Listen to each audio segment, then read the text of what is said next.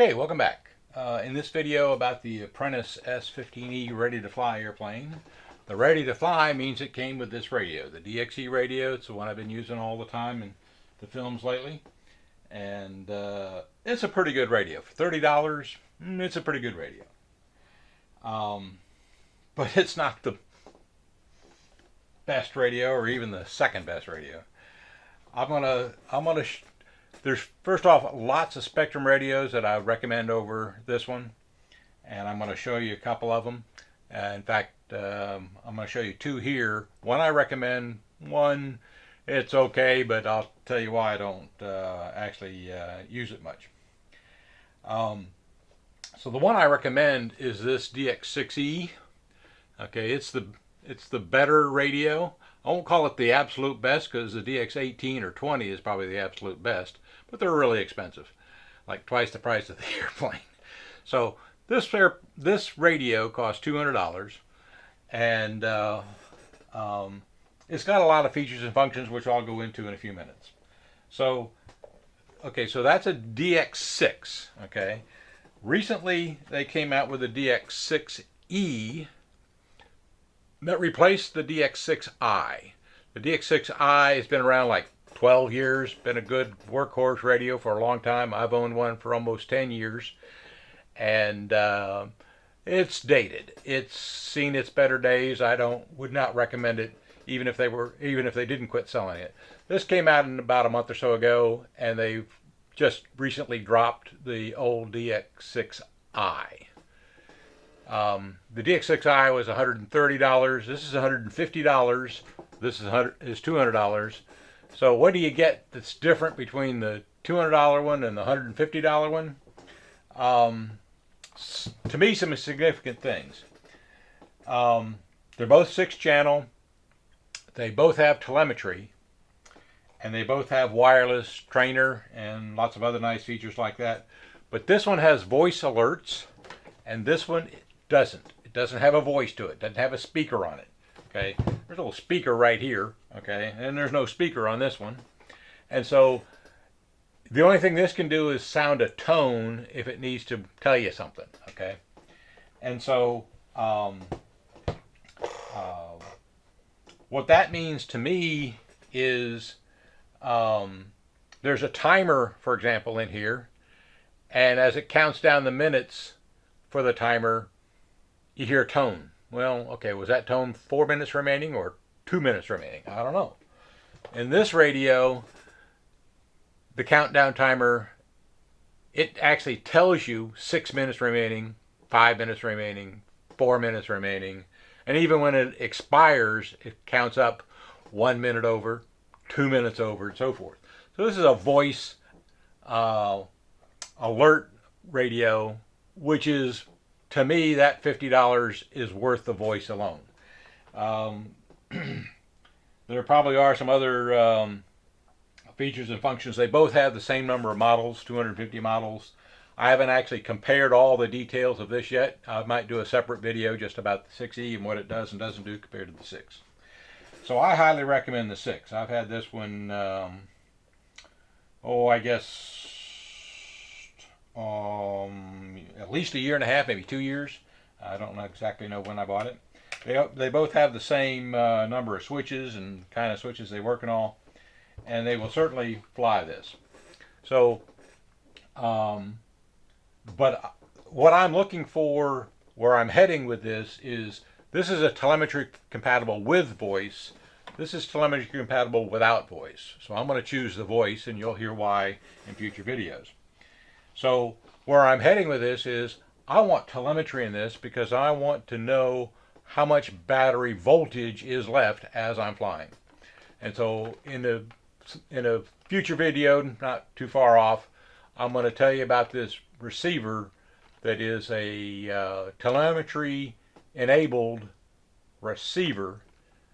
And so you don't have to buy a separate module or anything. The telemetry is built into this receiver, and you'll see a separate video about that later. Okay, so what do you have to do to this to make it fly this with the safe mode?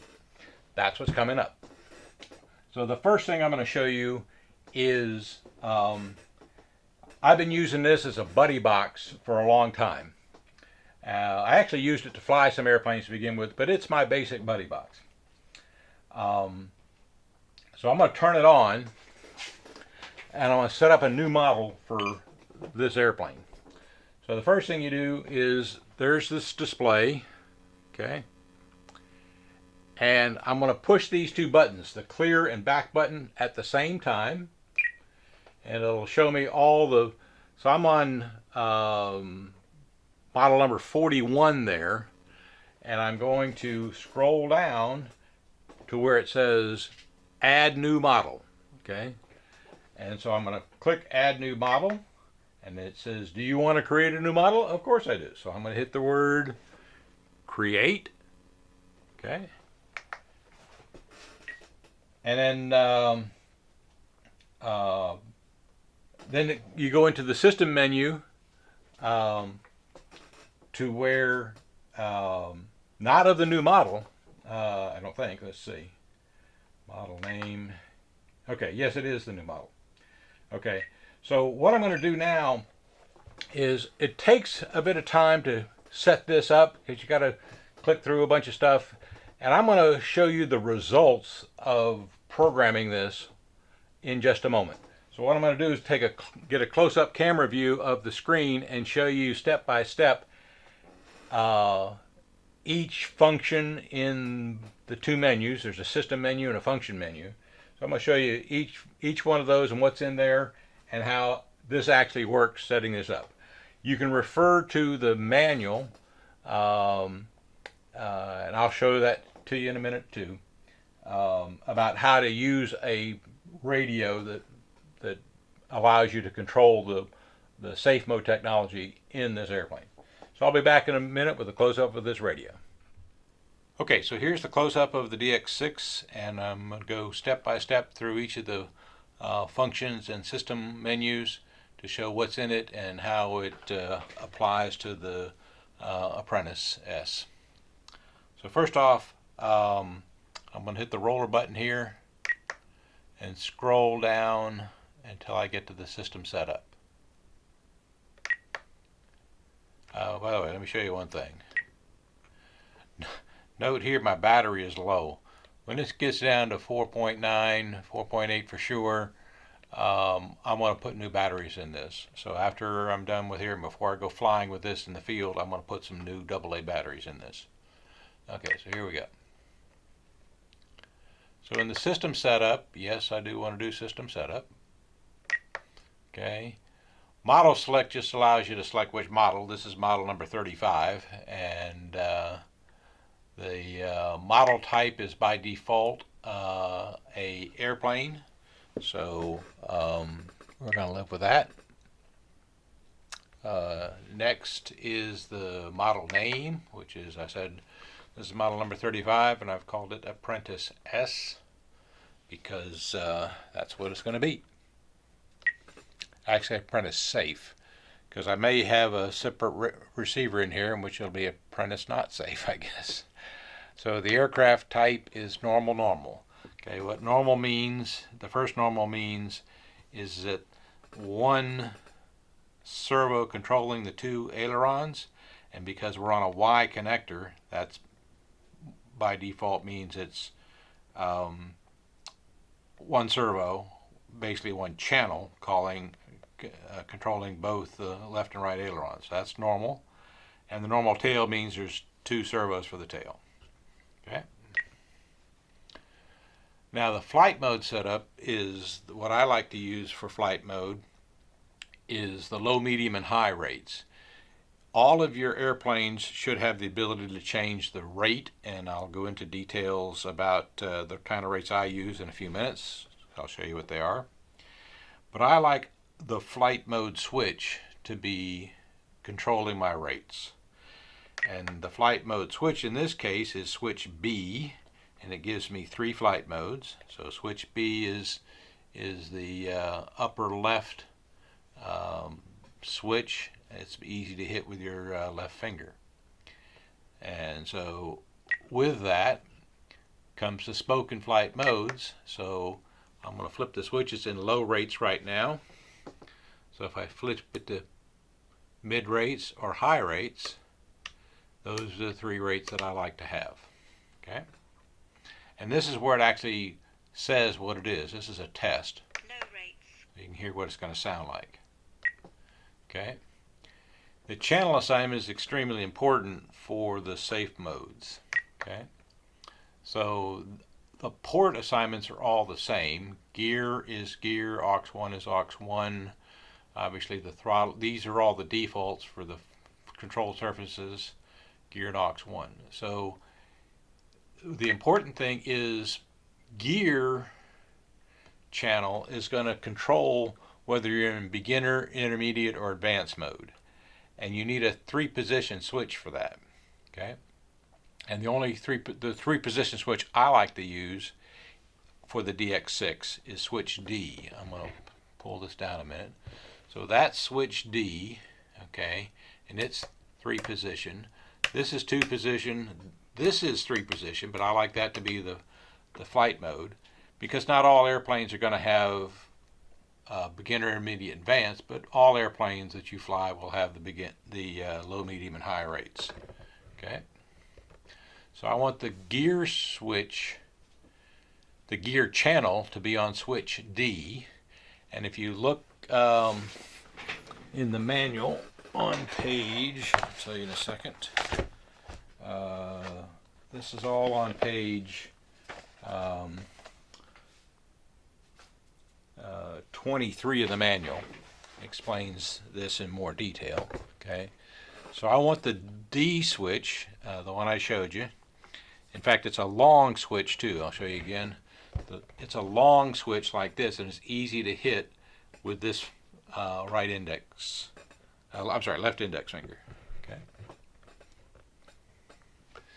So, and then the aux switch, aux channel controls your panic button, and the I switch is this one right here. It's the panic switch, okay, or the bind switch, and that's I. You can see it says right there I. Okay. So that's the 2 important things to get safe mode working. Which switch is D and I for the gear and the aux1 channel. Okay, that's in channel assignments. Trim setups by default are normal, don't need to change those. Model utility allows you to copy or reset a model and so forth. We don't need to use that.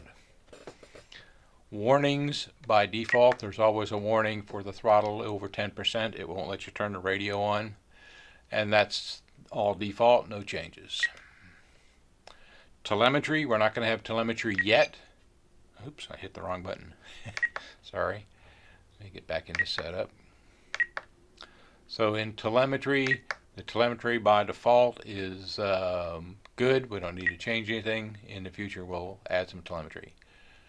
Pre-flight setup is just a checklist that I don't use. Frame rate, you don't need to change. Default's fine. Binding, you can use to bind if you're already on. I don't use it normally. Trainer will set up later. By default, trainer is off, so we'll leave that alone. Digital switches, we don't need any. Center tone, you can change what the center tone sounds like when you move any trim buttons, but that is fine. Sound utilities we're not going to need at this point, and all the system settings are by default. Okay. The only system setting I ever change on this is I don't like listen to the roller as you click it, and there's a default in there for that. Okay, that you change. So that's all the system setups. Now in the function list here, okay, so right here you got the function list. The first thing we got to change for the safe mode is the servo setups. So these are all the travels, 100 and 100 are all normal. The sub trims are all 0, and it's the reverse that we need to change. Okay, all down is the default, meaning it's in normal. Up is reversed. And so only the aux1 channel, or the panic button, is reversed. Gear is normal, everything else is normal, and So, but the panic button needs to be in reverse. If you don't do that, then you'll have to hold the panic button in for normal. So don't do that. If you took off and you had that in the wrong position, you're not going to be. You better land quickly because you're not going to be able to turn the aircraft. So DR and Expo is where I set my low, medium, and high rates. So the flight mode switch, as I said, was switch B, and it's going to talk to us. Mid rates, high rates, mid rates, low rates. So my low rate, as you can see, is 20%. No, I'm sorry, the low rate is 70% with a 20% expo. So the throw of the ailerons is limited to 70%. And the 20% expo gives you this exponential curve here that allows it to be more sensitive in the center. The mid rates are at 85 and 20% expo. The high rates are 100% and 20% expo. So you can get the full throw of the ailerons that way. And then if you change the elevator, it's the same, 70, 85, and 100. And the rudder is the same, 70, 85, and 100. So you've been flying in the DXE, or if you've been flying the DXE radio, you've been using low and high. This just gives you the mid rate as well. Okay. Throttle cut is important, and I like switch F on that. It's up in the upper right. It's a 2-position switch. Throttle cut, normal mode. Throttle cut, normal mode. Okay. And we don't need a throttle curve. We don't need mixing. We will definitely do a range test to make sure the range of the radio and the range of the receiver work well together. Timer is definitely something important, because now we'll have a better timer than the thing I'm wearing in my pocket. And so I set the timer for 12 minutes, okay? And in this case, I'm not going to start the timer until the throttle goes over 40%. That allows me a bit of taxiing before it starts. One-time active means once you start the timer, it's going to continue and not stop until you hit the clear button. This clear button here resets the timer. Okay? And for the timer, we're going to have voice alerts every minute at the 1-minute mark, a tone at the 20-second mark, a countdown from 10 to 1 by tone. The expiration will be voice, and every minute after the expiration, it'll tell you, 1 minute over. So that's the timer that I like to use. Again, we won't be using telemetry. What you were hearing was the custom voice setup. So for throttle cut, yes, I use the F button. So the custom voice setup allows you to say, if switch F moves, it's either going to say normal or throttle cut. Normal mode.